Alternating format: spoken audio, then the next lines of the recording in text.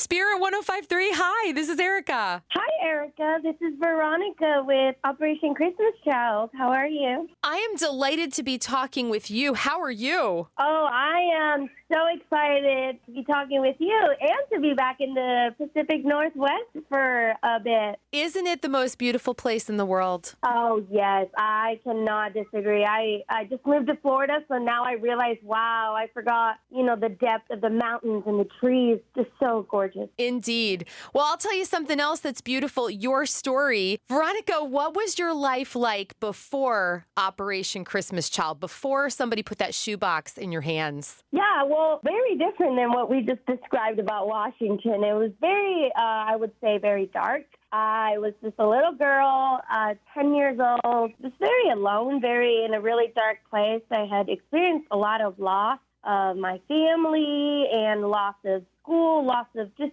so many things that, a child could lose, and just a really dark spiritual place. And when somebody came and gave you that gift, that red and green box, how did your life change? Drastically. It changed in such a significant way because I remember when I received that shoebox, at first, I opened up my box and I got to the very bottom and I pulled up a Christmas card that said, "Merry Christmas, we love you, and you have a family here that is praying for you." And in that moment, I just felt loved and cared for, which really just helped me see and feel God really in such a tangible way.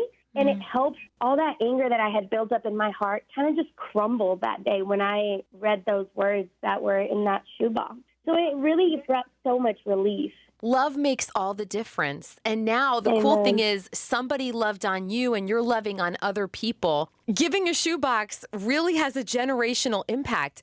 So yes, we fill up these shoeboxes with little toys and hygiene items from the Dollar Tree. But Veronica, what would you say we're really giving a child at Christmas? Hope. That's what I tell people. At the end of the day, you're really just giving other kids who were in a dark place like I was, hope. And sometimes when you're in a place like that, hope goes really far, and love, and that's what we need. And I just would love to encourage anyone to pack a box because it's another opportunity for us to be missionaries through a box and share the word of God through a simple shoebox. Oh, that's so wonderful. What else was in your shoebox? Do you remember, Veronica? Yes, there was tons of school supplies. I remember having a calculator, which was very rare. We didn't get to have calculators unless you got to 10th grade. They would let us have one. So I was able to have one, and a lot of pencils, and there was a notebook in there. I had some personal hygiene items, and just a beautiful box. Oh, I just love your story so much, and we're so excited that you're going to be here over the next few days. I know that everybody you come in contact with is going to feel loved. I can hear the joy of the Lord in your voice. Oh, well, He really has put in that joy in my heart, because if you would have met me before when I was like 11 years old, I was just not a fun person to be around. And the reason I give back now in just my life is I want other kids specifically to feel that joy that I have received from God. So I want others to feel happy and not have so much anger.